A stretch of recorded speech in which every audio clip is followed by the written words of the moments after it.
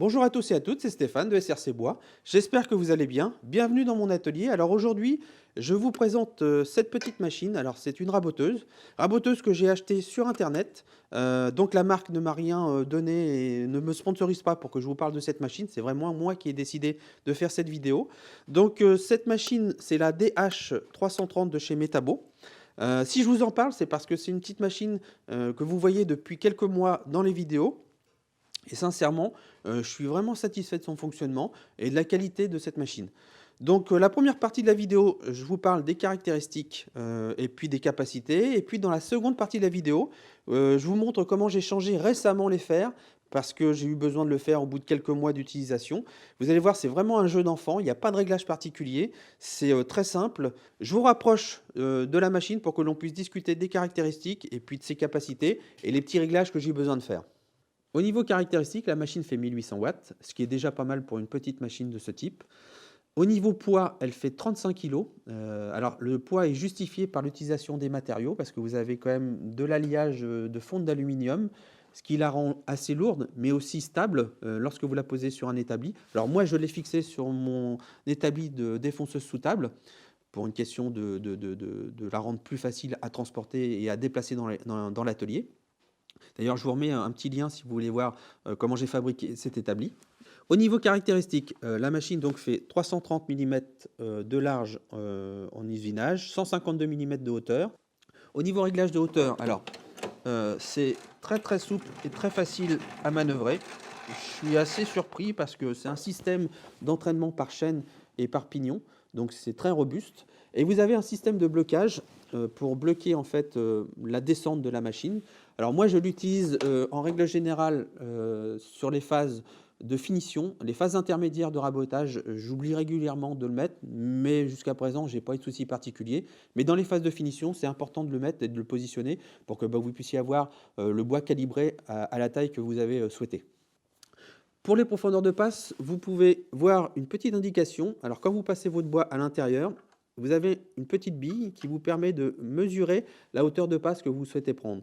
Alors ça va de 1 à 3 mm, c'est en millimètres et en inches, mais de 1 à 3 mm, lorsque vous passez votre bois, ça appuie sur la petite bille et ça permet de monter le petit curseur et de voir l'épaisseur de passe que vous allez réaliser. Au niveau capacité, donc de 1 à 3 mm de passe, alors sur du bois dur, moi je prends du 1 mm, sur du bois un peu plus tendre, style du sapin, je peux prendre du 2 mm de passe. Au niveau réglage, j'ai réalisé deux réglages. Alors, table d'entrée-sortie, je les ai légèrement réglés au niveau planéité, alors très peu. Vous pouvez faire le réglage par l'intermédiaire des deux petites vis qui sont sous les tables d'entrée et sortie.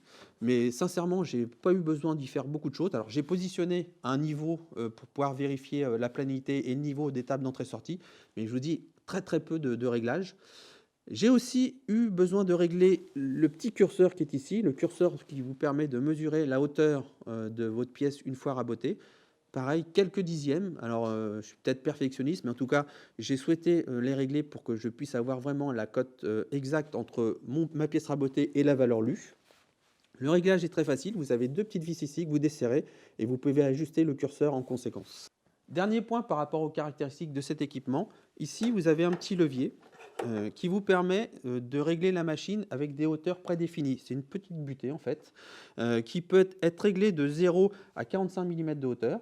Lorsque vous avez en fait des bois à usiner et à raboter en série, ça vous permet d'avoir déjà des réglages prédéfinis, par exemple 45 mm. Ça vous met en butée l'équipement et vous pouvez raboter de façon successive tous vos bois. L'aspiration, alors moi j'utilise une aspiration centralisée avec une certaine longueur de tuyau. Et ça a tendance à bourrer au niveau de l'évacuation des copeaux. Alors c'est peut-être lié à mon installation, je ne sais pas. Je n'ai pas utilisé en fait des tuyaux relativement courts pour pouvoir voir la différence. Mais en tout cas, je sais que ça a tendance à bourrer en fonction de la largeur de bois que vous rabotez. Je vous montrerai en vidéo quelques tests que j'ai pu réaliser sur différentes essences de bois. Vous allez voir l'usinage et l'aspect sur le bois, c'est impressionnant, c'est extrêmement lisse. Je vous laisse regarder la deuxième partie de la vidéo, donc c'est le changement des fers, alors vous allez voir, c'est très simple, c'est vraiment appréciable aussi parce que voilà, vous avez pas de réglage à faire, alors pour ces types de fers-là, bien entendu, si vous avez des fers réaffûtables, c'est une autre histoire, mais pour ces types de fers-là, vous avez pas de réglage, donc c'est vraiment super appréciable. Je vous laisse donc regarder, le remplacement de ces fers et puis on se retrouvera à la fin, donc pour cette petite phase de test et puis, mon sentiment global sur l'équipement.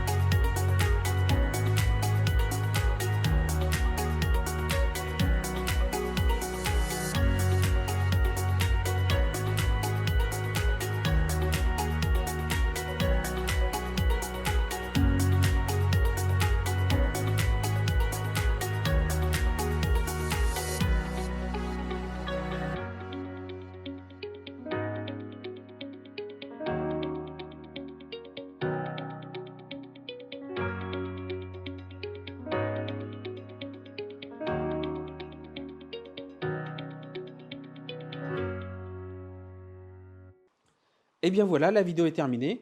J'espère que ça vous aura donné une idée du fonctionnement de l'équipement, des petits réglages que j'ai eu à faire, du changement des fers qui est extrêmement simple. Vous avez vu, j'ai pas de réglage, j'ai simplement repositionné le fer une fois l'avoir inversé, puisque sur cette machine d'origine, les fers sont réversibles. Donc ça, c'est aussi pas mal lorsque vous commencez à raboter. Si jamais vous faites un accroc sur vos fers, vous pouvez déjà les retourner. Ça vous permet de pouvoir continuer à travailler. Au niveau qualité d'usinage, alors sur le chêne, c'est extrêmement lisse. On se demande s'il y a même besoin de passer un peu de ponçage derrière. Sur le sapin, il y a un petit peu plus d'arrachement, mais c'est certainement lié aux fibres du bois. Mais là, un petit coup de ponçage et puis le tour est joué. Et puis sur le frêne, c'est comme sur le chêne, c'est très très lisse. Le fait d'avoir remplacé les fers, j'ai vraiment retrouvé le rabotage sorti d'usine lorsque je l'ai installé il y a quelques mois. Donc moi, je ne regrette pas mon investissement. Je vous mettrai dans la description le lien où est-ce que j'ai acheté cette machine, plus un ou deux autres liens pour que vous puissiez comparer le prix de cet équipement. Je le répète, hein, la marque ne m'a rien demandé, ne m'a pas offert la machine ou quoi que ce soit pour que je vous parle de cet équipement. Moi, lorsque je trouve qu'un équipement est vraiment intéressant et a des qualités, j'aime le partager puisque c'est comme ça que moi j'ai pu faire aussi le choix de cette machine en ayant regardé des vidéos ou des commentaires sur différents groupes Facebook ou sur Instagram. Pour tous ceux et toutes celles qui ne seraient pas encore abonnés, n'hésitez pas à vous abonner et à activer la petite cloche de notification pour ne pas rater les prochaines vidéos. Et puis, n'hésitez pas à lâcher un petit pouce bleu, ça motive pour pouvoir continuer à faire d'autres vidéos, à laisser un commentaire, à me demander des renseignements sur cet équipement, je vous répondrai avec grand plaisir. Donc merci beaucoup d'avoir visionné, je vous souhaite à tous et à toutes une très bonne semaine, faites de beaux projets et de beaux copeaux dans vos ateliers.